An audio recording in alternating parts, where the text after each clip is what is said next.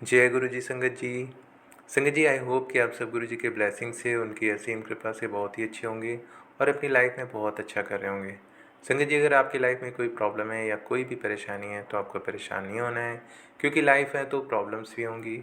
हमारा जो जीवन है वो सुख और दुख से मिलकर बना है, तो जीवन में सुख दुख एक धूप छाँव की तरह हैं। जैसे धूप छाँव आती जाती है, वैसे ही जीवन में सुख दुख उतार चढ़ाव ये सब आते जाते रहते हैं। बस संगत जी, अगर आपकी लाइफ में कभी भी कोई ऐसा फेस आता है तो आपको पेशेंस रखना है और स्ट्रांग बने रहना है, जिससे कि आपकी लाइफ में जो भी चैलेंजेस हैं वो आप उनको फेस कर सकें आसानी से। जय गुरु जी। संगत जी, अगर आपके लाइफ में कोई भी ऐसी प्रॉब्लम्स हैं तो आपको सच्चे मन से गुरु जी का ध्यान करना है, गुरु जी का स्मरण करना है, मंत्र जाप करना है, सत्संग सुनना है और जल प्रसाद लेना है। गुरु जी से अरदास करनी है कि गुरु जी, आप तो सर्व ज्ञाता हो, आपको सब कुछ पता है हमारी लाइफ में क्या चल रहा है, तो अपनी कृपा करें। गुरु जी अपने भक्तों पर कृपा करते हैं और हमारी लाइफ की जो भी प्रॉब्लम्स होती हैं वो सॉल्व हो जाती हैं, क्योंकि गुरु जी तो वो सब कुछ कर सकते हैं जो शायद हम सोच भी नहीं सकते। जय गुरु जी। संगत जी, अगर आप अपना सत्संग मेरे साथ शेयर करना चाहते हैं तो वीडियो के डिस्क्रिप्शन बॉक्स में मैंने अपनी ईमेल आईडी दे दी है और मैंने अपना व्हाट्सएप नंबर भी दे दिया है। आप चाहें तो अपना सत्संग लिख कर या फिर ऑडियो रिकॉर्ड करके मेरे साथ शेयर कर सकते हैं। गुरु जी की कृपा से आपका सत्संग सभी संगत के साथ शेयर किया जाएगा। जय गुरु जी। संगत जी, आज का जो सत्संग है पिंकी नवलानी आंटी का सत्संग है। पिंकी आंटी पुणे से हैं, उन्होंने अपना सत्संग शेयर किया है। बहुत ही प्यारा सत्संग है। संगत जी ध्यान से सुनिएगा, क्योंकि गुरु जी कहते हैं सत्संग सुनना सत्संग कहना दोनों से गुरु जी की ब्लेसिंग्स मिलती हैं। तो गुरु जी की ब्लेसिंग्स पाने का ये बहुत ही अच्छा मौका है और आप ये मौका बिल्कुल भी ना गंवाएं। संगत जी, सत्संग ध्यान से सुने। संगत जी, सत्संग सुनने से पहले एक बार आप सब मेरे साथ आंखें बंद करके गुरु जी का मंत्र बोलेंगे, फिर सत्संग सुनेंगे। तो चलिए आंखें बंद करिए और मंत्र बोलते हैं। ओम नमः शिवाय। शिव जी सदा सहाय। ओम नमः शिवाय। गुरु जी सदा सहाय। जय गुरु जी। जय गुरु जी संगत जी। तो चलिए संगत जी, आइए सुनते हैं पिंकी आंटी का सत्संग पिंकी आंटी की ज़ुबानी। जय गुरु जी। जय गुरु जी संगत जी। जय गुरु जी। आप सब जैसे जानते हैं, गुरु जी जब तक अपने आप नहीं बुलाते तब तक किसी का बुलावा नहीं होता। मेरे साथ भी कुछ ऐसा ही हुआ।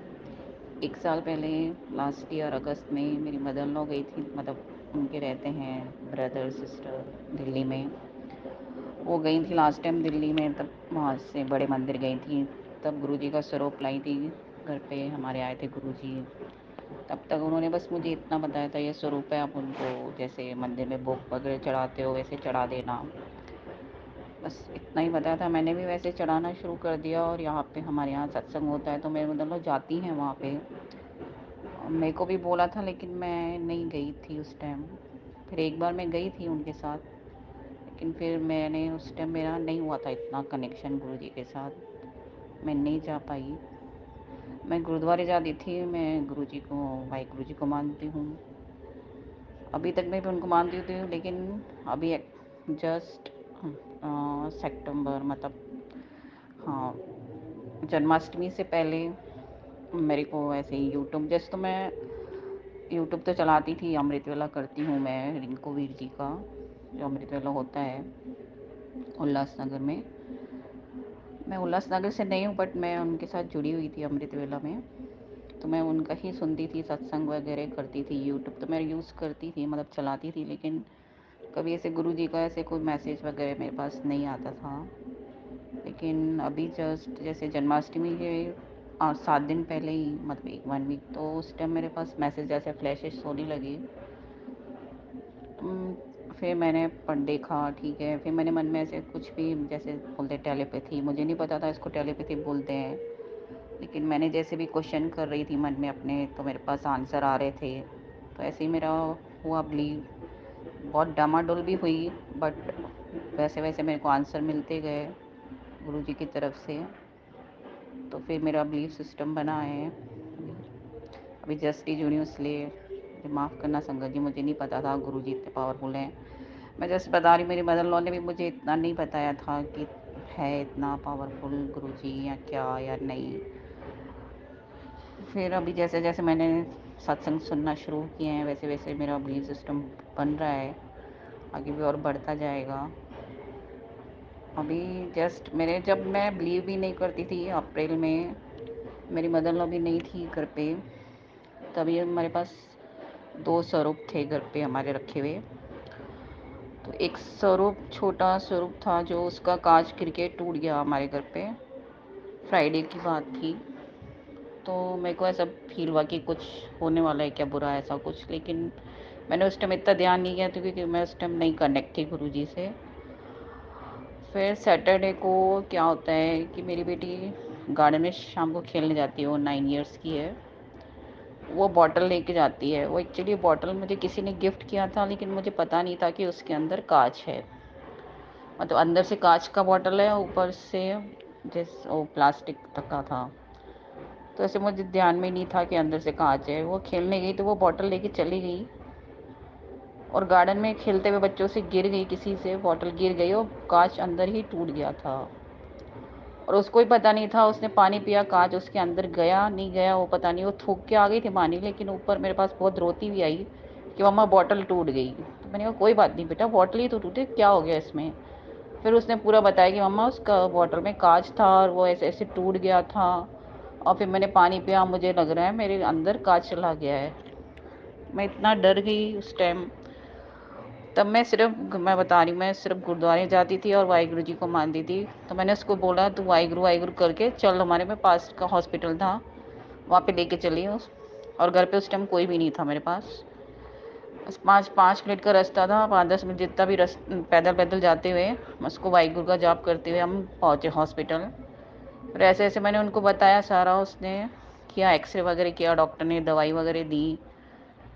फिर जिसने एक्सरे किया वो बोला था अंदर कांच है, और डॉक्टर बोला कांच अंदर नहीं है। फिर भी बोला अगर कुछ भी रात को होता है तो आप आ जाइए, प्रॉब्लम है तो। 24 आवर्स था वो। हम ठीक है, हम घर पे आ गए। तो उस टाइम मेरे हस्बैंड भी शॉप से आ गए, तो उन्होंने कॉल किया, तो मैंने बताया उनको ऐसे ऐसे मैं यहाँ पे हॉस्पिटल में हूँ, आप इधर आ जाइए। फिर वो भी आ गए थे, हम घर पे आ गए। फिर वो एकदम से वॉशरूम में चली जाती है और बोलती है कि मम्मा मुझे फील हुआ कि कांच मेरा निकल गया। मैंने कहा ठीक है। ऐसे ही हुआ, ये एक्सीडेंट हुआ एक मेरे साथ। और भी बहुत सारे कुछ हुए हैं। आप भी जस्ट जैसे आज हुआ, आज मेरे बेटे वो उसने बीसीए किया है, वो भी लैपटॉप पे काम कर रहा था अपना। उसका क्लास चलते रहते हैं ऑनलाइन। तो उससे खाना खाने टाइम पानी गिर गया लैपटॉप पे। तो लैपटॉप ऑन नहीं हो रहा था, 2 बार उसने ट्राई किया, नहीं ऑन हो रहा था। वो अभी बिलीव नहीं करता है गुरुजी में, मैं उसको बोलती हूँ लेकिन वो नहीं मानता है। और मेरे पास फिर बार बार वही मैसेज आते थे कि आप किसी को ज़बरदस्ती नहीं कर सकते, वो गुरुजी जाने, उनको जब बुलाना होगा तब आपको उसको बुलाएंगे। फिर उसने छोड़ दिया लैपटॉप को, थोड़ी देर चार्जिंग में रख दिया। मेरे पास एक पॉकेट स्वरूप आया था गुरुजी का, वो मैंने उठा के ऐसे अरदास करी गुरुजी के आगे, और वो लैपटॉप के आगे वो स्वरूप रख दिया और मंत्र जाप करने लगी मन ही मन कि गुरुजी इसका लैपटॉप सही कर दो। इसका उसका क्लास भी उस टाइम 2 बजे शुरू होने वाला था। फिर उसने 15-20 मिनट हुआ। फिर मैंने कहा उसका बिलीफ सिस्टम नहीं हो, मेरे पे चिढ़ जाएगा कि आपने यहाँ पे क्यों रखा है ये। फिर मैंने वो आया और जब तक मैंने हटा दिया उसको, और जैसे मैंने कहा ऑन करके देख, तो ऑन हो गया लैपटॉप। तो मैंने उसको बोला कबीर तू मान नहीं मान, ये देख तेरा लैपटॉप गुरुजी ने ठीक किया है। फिर उस टाइम तो वो कुछ नहीं बोला, ठीक है, मैंने भी छोड़ दिया फिर, और अपना उसने क्लास में लग गया। संगत जी ये हुए हैं मेरे साथ सत्संग, ऐसे तो बहुत सारे सत्संग हुए हैं, लेकिन अभी मैं इतना ही कह पा रही हूँ। इसके लिए अभी मैं यहीं पे अपना सत्संग को विराम देती हूँ। जय गुरु जी, शुक्राना गुरु जी, लख लख शुक्राना गुरु जी। ओम नमः शिवाय, शिव जी सदा सहाय। ओम नमः शिवाय, गुरु जी सदा सहाय। जय गुरु जी।